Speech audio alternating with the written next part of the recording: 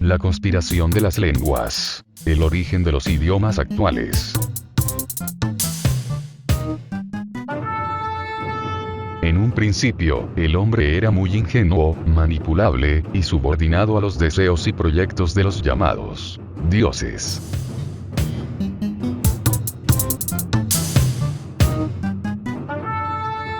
Con el tiempo, empezó a desarrollar algunas habilidades manuales y guturales, que junto con el desarrollo de su neocórtex, dejaron atrás al cerebro reptil.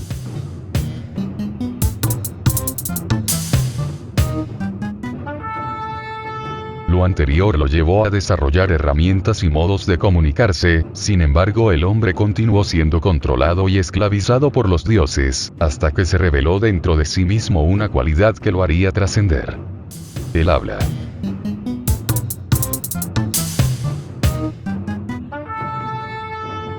Más tarde, el habla y la escritura lo potencializaron y dieron pie a su rebeldía, cuestionando lo establecido, enfrentándose a los dioses, mismos que lo vieron como una amenaza al sistema, y conspiraron contra el ser humano. A este hecho, se le conoce como la historia de la Torre de Babel.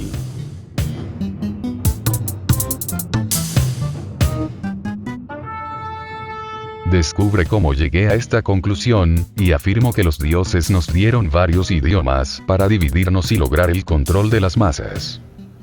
Hola, ¿qué tal? Buenas noches. El día de hoy les traigo un tema controversial, divertido, interesante, pero sobre todo iluminador. Lo titulé La conspiración de las lenguas, el origen de los idiomas actuales. Y bueno, tal vez algunos se saquen así de onda, como decimos o decíamos los jóvenes, ¿no? Todavía me considero joven. Y digan, bueno, ¿eso de qué me sirve? Bueno, pues debería de interesarte, porque básicamente a raíz de esta gran conspiración que ha habido, nos han ocultado pues de dónde somos, de dónde venimos, cómo fuimos creados, para qué estamos aquí en este mundo y hacia dónde vamos después de este mundo, ¿no? Quizás yo debía haber entenderlo hace 30 años, me siento que estoy un poco rezagado, sin embargo estoy totalmente convencido que esto ya no me sirve para esta vida, más bien me va a servir para la siguiente vida. La dividí en básicamente 3 etapas. La primera la llamo los primeros pasos, va como por edades. La segunda es la edad adolescente. Y al final le puse la edad de la mente abierta, porque me considero ahorita un pensador pues libre. Desde temprana edad cuestionaba yo lo establecido, me hacía yo preguntas que niños de mi edad no se podían hacer. Bueno, sin embargo, la edad te va dando esa experiencia como para llegar hasta estos límites, ¿no? Siempre fue un misterio para mí, Dios. ¿Quién soy yo? ¿De dónde vengo? ¿A dónde voy? Recuerdo algunas veces hasta dudar, bueno, ¿y estos serán mis padres? Tenía yo el recelo de tener un hermano menor ya. Imagínense, esto ha de haber sido cuando yo tenía 3 o 4 años. Yo veía que, pues mi hermano por ser el menor era el consentido, ¿no? Entonces yo me llegaba a preguntar, bueno, ¿qué tal si soy adoptado? O sea, yo cuestionaba de alguna manera todo lo que sucedía a mi alrededor. Pero recuerdo bastante que mi mamá era una apasionada de saber el porqué de los nombres, por qué nos habían puesto los nombres. Antes de mi mamá, mis antepasados, todavía mucha gente lo hace así, recurre a los nombres por el almanaque famoso de Galván, y hay otro nombre por ahí que no recuerdo ahorita, y ponía los nombres, ¿no? A veces sin saber ni qué carajo significaba, pero al final ellos ponían un nombre, a veces un nombre hasta feo. Hay personas que tienen unos nombres horribles, gracias a Dios yo me llamo Roberto, no es un nombre feo, es un nombre interesante. Me gusta mi nombre, que también es otra cosa, hay quienes tienen nombre feo y no se han dado cuenta que a lo mejor el significado es muy hermoso y deberían de amar su nombre, ¿no? Y no se aceptan ni a ellos mismos a veces. Inclusive conozco personas que a mi edad, 46 añitos, y no aceptan cómo se llaman y se dicen en diminutivos o se dicen con apodos. Tienen problemas fuertes, ¿no? Y bueno, miren, yo recuerdo que mi mamá buscó en un diccionario, ¿sí? Y me decía, mijo, tu nombre significa de fama y brillante, de resplandor, ¿sí? Entonces, siempre me sentía así, ¿no? Entonces, aquel cuya fama brilla, y creo que ahorita con mis 20,000 suscriptores estoy logrando eso. También por ahí mi apellido, por ejemplo, Juárez, pues no, Juárez lo acabo de descubrir hace 2 años aproximadamente. Sin embargo, Cabrera, decía yo, bueno, nomás por el nombre y por cómo suena, decía, será alguien que cuidaba cabras, y pues no estaba yo tan mal. Por ejemplo, para aquellos que se llaman Ladrón de Guevara, alguno de sus antepasados cometió un robo y le pusieron así y era Ladrón de Guevara, ¿no? Hay nombres que te ponían por el lugar de donde eras, ¿no? Hay quienes se apellidan Córdoba, porque eran Roberto de Córdoba, ¿no? Era como Jesús de Nazaret, ¿no? Y te decían de qué lugar procedías. En aquellos entonces los primeros símbolos, ¿no? Tratar de descifrar, oye, ¿por qué la tele tiene un 1 y un 0? Decía yo. Era yo un poco, yo creo que 7, 8 años, y ya veía yo simbolismos en las cosas. Y bueno, de ahí llegamos a una edad adolescente, donde empecé ya a cuestionar lo establecido, cuestionar a mis padres, cuestionar a tus maestros. Llega una edad en que tú piensas que eres superior a tus papás y que sabes más que tus papás. Seguramente lo sentiste en la adolescencia y empiezas a cuestionar del por qué no te dejan llegar más tarde, por qué te ponen reglas, empiezas a romper reglas. Y bueno, yo empecé a cuestionar maestros, y aunque a veces en clase yo era muy precavido, muy tímido, quizás no arremetía yo contra de ellos, en mi interior yo los cuestionaba y decía yo, o veía yo la manera en que tenía yo que hacerme mis ideas, ¿no? De ahí también recuerdo mucho que empecé en la adolescencia a estudiar la Biblia, y la Biblia me llenó de grandes virtudes y de grandes habilidades, porque empecé a descubrir los símbolos, los números. Me intrigaba saber qué era el 7, qué era el 6, qué era el 1, qué significaba el 12, por ejemplo, ¿no? Y llegué a descubrir qué es lo selecto, ¿sí? Por eso siempre son 12, sí, es lo selecto. El 7, que todos decían es perfección, pero ¿por qué es perfección? Y entonces, pues yo me hacía mis propias conclusiones, ¿no? También dentro de esos simbolismos, me di cuenta que alguien nos quería dar un mensaje cifrado y oculto. Y yo me preguntaba, bueno, ¿yo por qué entiendo ese significado oculto? Yo tenía 12, 13 años y ya estaba yo haciendo mis primeras interpretaciones. Mi mamá no me creía, mi mamá me regañaba, mi mamá es una ferviente católica, y pues siempre cuestionaba yo la parte de la religión.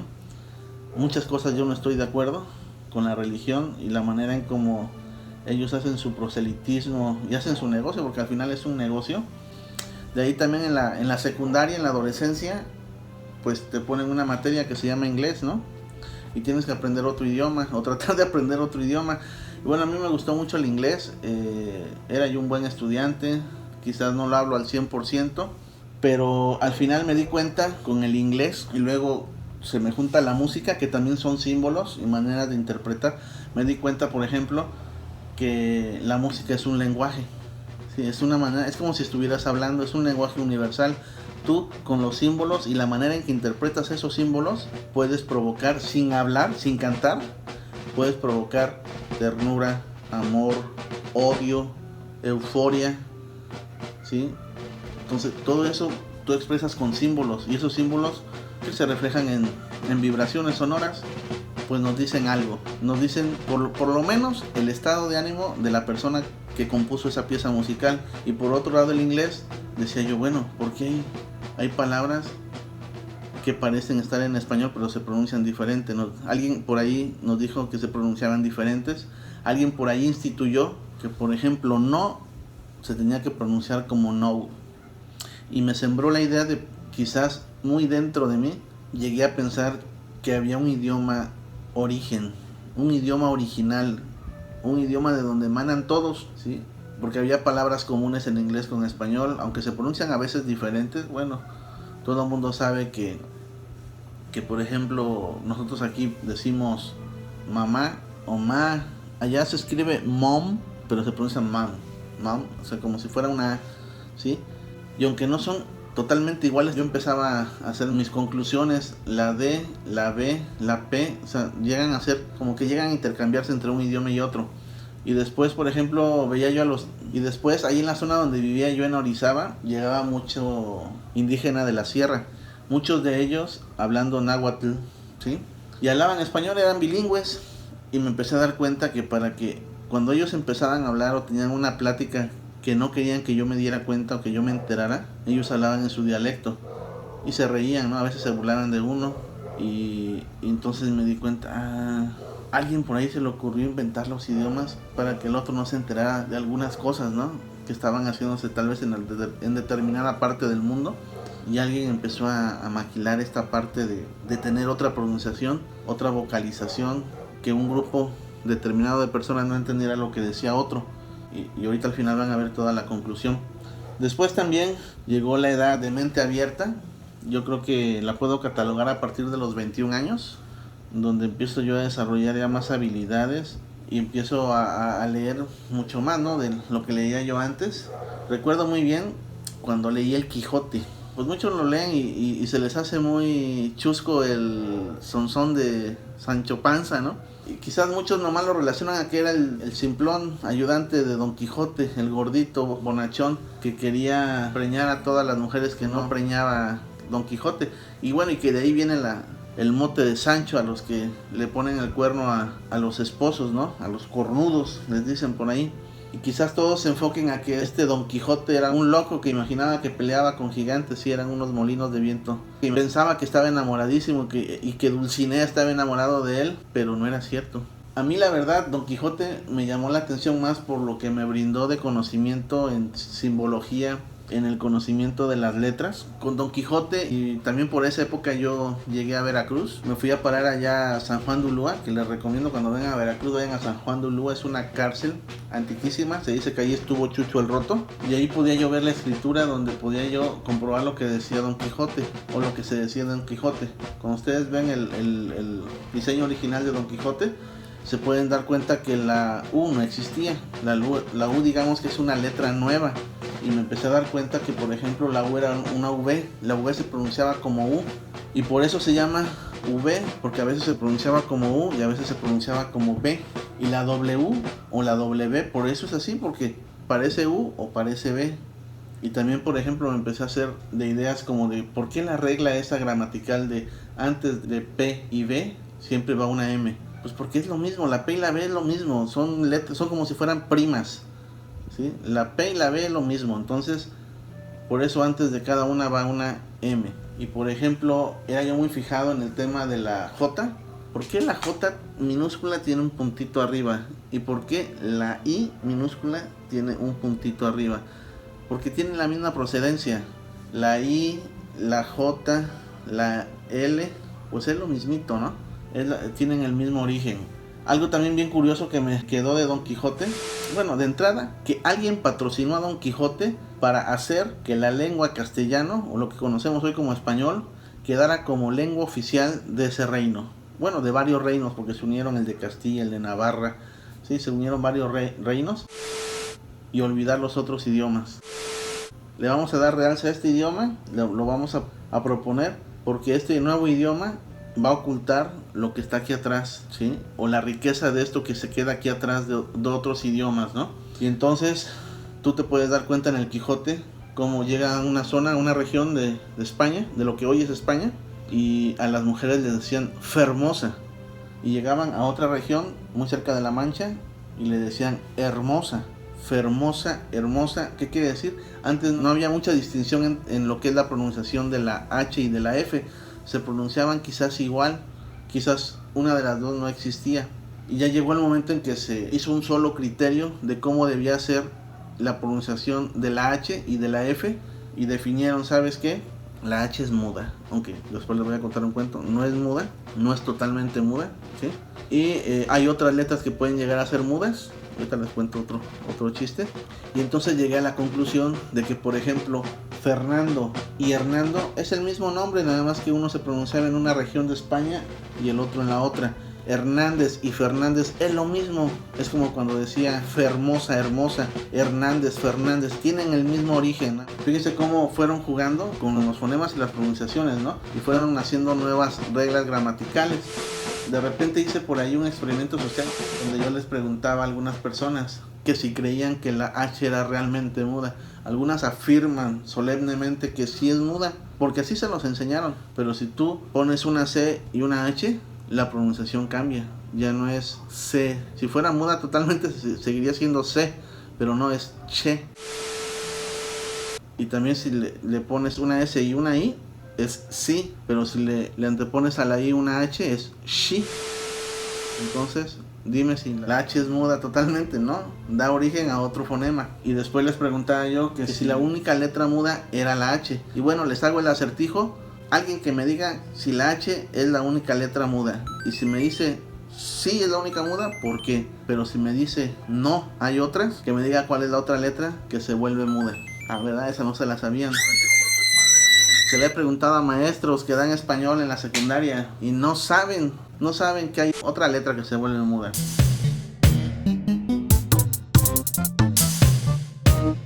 Entonces, bueno, todo eso fui descubriendo con el tema de Don Quijote. Entonces, para mí, en conclusión, Don Quijote es un libro donde alguien patrocinó a Cervantes de Saavedra para hacer que el español viniera a ocultar los demás idiomas. Pero esta situación de ocultar idiomas y crear separación, digamos, no es nuevo. O sea, anteriormente alguien ocultó el idioma original del universo. Más adelante les voy a comentar cómo está. Después leí el libro azteca. El libro azteca es bien interesante, te da una narrativa de lo que era pues la prehispanidad aquí en México. Te da un panorama bien amplio de cómo se fueron cambiando las letras para ir convirtiendo algunas que todavía, por ejemplo, conservamos, como Huatzolotl. Huatzolotl es guajolote. La TL se convirtió en T. Xocolatl es el chocolate. El aguacatl, aguacate. Entonces esas cosillas fueron enriquecedoras para yo seguir pues generando mi teoría de la conspiración de las lenguas. De ahí cualquier otro símbolo así yo lo interpretaba y trataba de darle un valor tanto en mi vida como en la vida de los demás, ¿no? Y me di cuenta que hay símbolos básicos, que hay símbolos universales, así como la música. Descubrí que la música era universal, como descubrí que hay un idioma universal o hubo un idioma universal, así también hay símbolos que son universales. ¿Y cómo llegué a la conclusión de esto? Bueno, yo antes de dedicarme a la parte laboral, yo me dedicaba a seleccionar personal y nosotros íbamos a las casas a checar referencias. Un día al extremo caluroso, imagínense, yo creo 38, 40 grados, estaba yo en Tampico, para ser más precisos, y era un calor de los demonios. Yo andaba caminando, checando referencias y me encuentro un Walmart. Se iluminó así, se iluminó mi vida. Dije, voy a comprar agua. Me metí al Walmart, pero todo lo que haces en la vida tiene una razón, tiene un propósito. Y yo soy de los creyentes que las cosas no suceden por casualidad, hay una causalidad. Y entonces entro y estoy en la caja y estoy esperando la cola, ¿no?, para pagar, y se me ocurre voltear hacia la izquierda y hacia lo lejos veo la zona donde están los libros. Pero me llama la atención bastante que había un libro amarillo, lo recuerdo muy bien, se los voy a presentar. Permítanme. Miren, ese es el libro que yo vi, lo compré en Tampico, Tamaulipas, por ahí del que habrá sido, ha de haber sido como en el 2000, 2002. Pero a mí me llamó la atención la portada. Si se fijan, son símbolos. Desde lejos yo lo veía así y vi símbolos y yo dije, esos símbolos los conozco. Entonces fui, me acerqué a él y empecé a hojearlo y empecé a ver, por ejemplo, que está escrito por Rudolf Koch y que se llama El libro de los símbolos, precisamente así se llama. Y empecé a hojearlos y, por ejemplo, les voy a mostrar. Les dije, yo había leído la Biblia y había yo interpretado muchos símbolos geométricos. Y dije, esos símbolos los conozco. Y entonces empecé a leer y, por ejemplo, yo llegué a la conclusión, leyendo la Biblia, que Dios era un círculo. ¿Por qué? Porque el círculo no tiene principio ni fin. Como no le puedes ver el principio ni el fin, como por ejemplo en una línea recta, tú ves el principio y le ves el fin. Pero en un círculo no sabes dónde está el principio y el final. Entonces esa era la definición precisa de Dios. De hecho, por eso los satanistas, las brujas, los que también hacen cosas buenas, cuando ponen un círculo hacen referencia a una deidad. Y entonces me doy cuenta que el círculo es el símbolo de Dios. Y entonces empiezo a hojear el prólogo y me doy cuenta que este señor que escribió, este Koch, es un arqueólogo. Y entonces yo me preguntaba, bueno, ¿cómo es posible que un simple seleccionador pudo llegar, mexicano aparte, porque ese señor es alemán?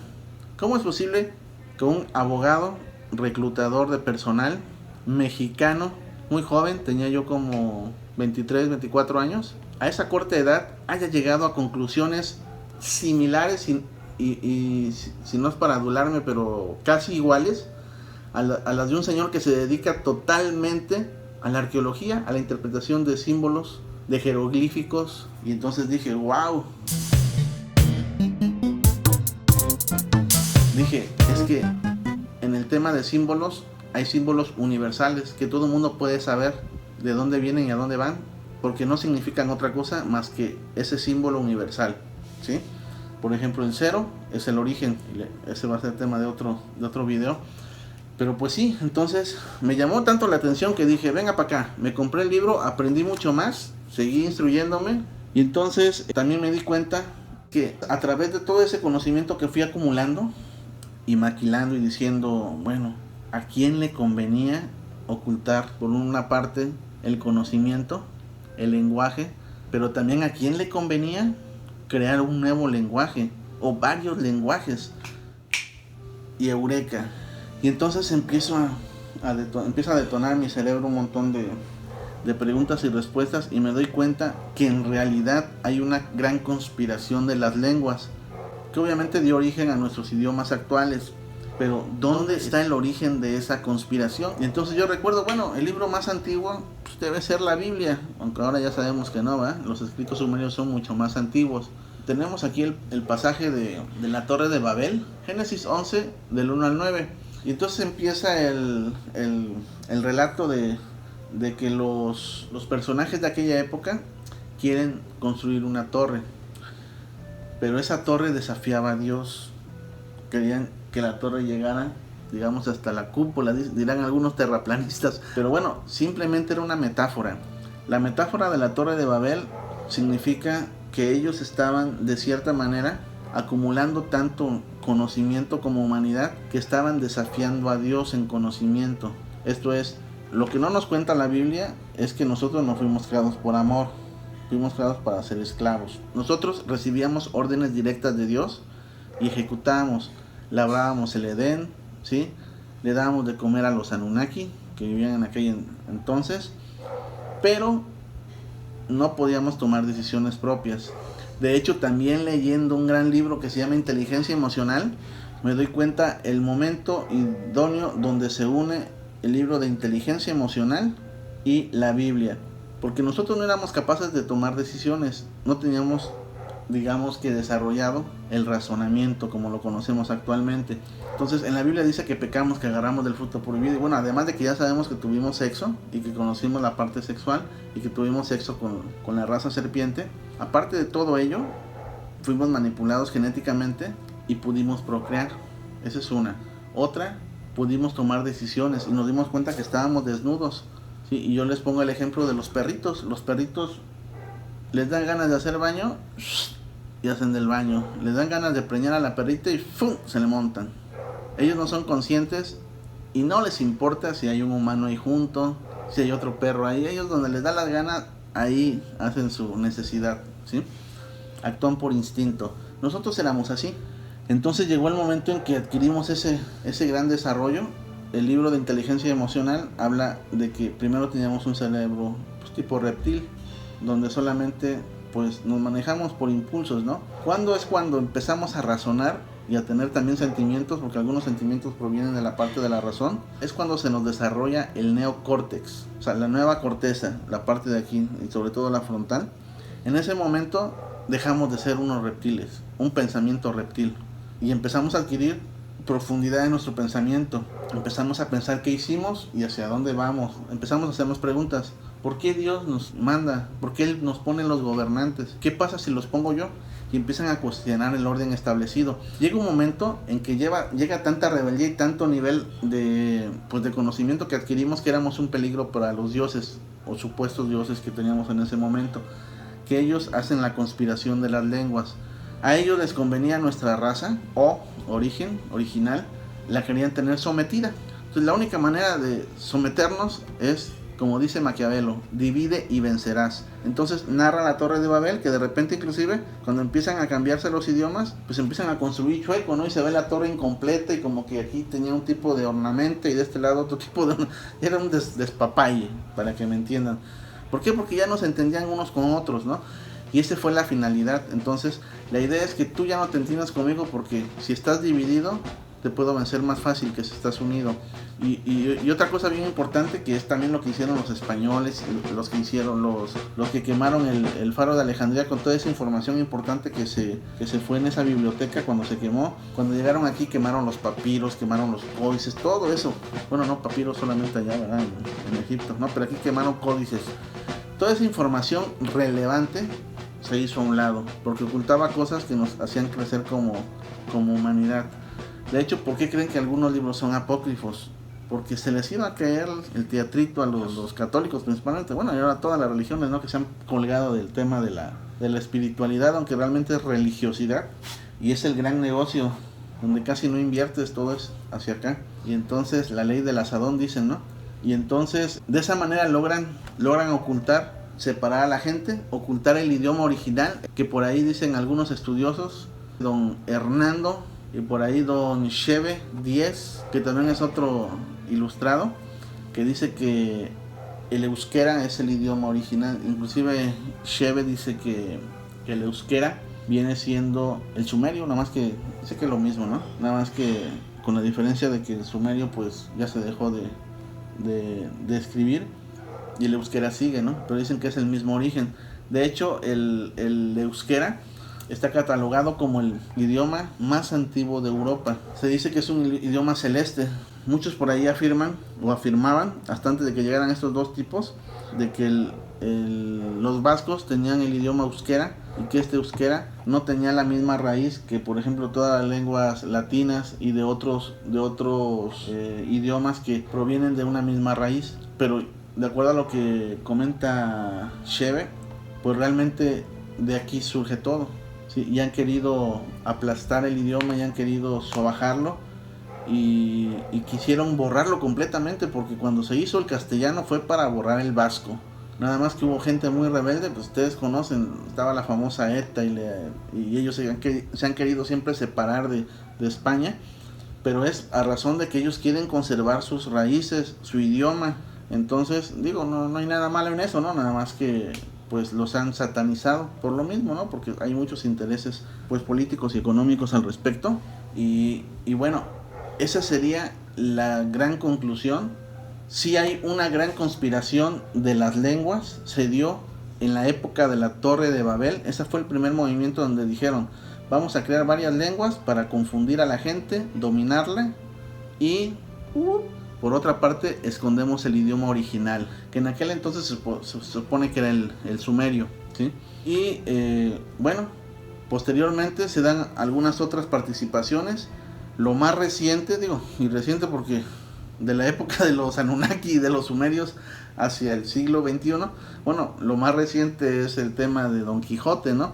Donde patrocinan a este señor y crea una corriente literaria fabulosa, porque escribe muy bonito el señor, que da origen a que el castellano sea el idioma oficial de España. Aunque muchos dirían, bueno, es que se unificó la España, no, pero en realidad lo que se hizo fue, se sobajaron los demás idiomas y se impulsó el castellano, ¿sí? Tratando de olvidar el euskera y todo lo que se hablaba, el catalán, ¿sí? Aunque hay mucha gente acá habla catalán actualmente, ¿no? No han perdido. A pesar de todo, siguen hablando catalán. Es como acá, que a pesar de todo hay gente que habla el náhuatl. Bueno, hay gente que habla el catalán, hay gente que habla el euskera.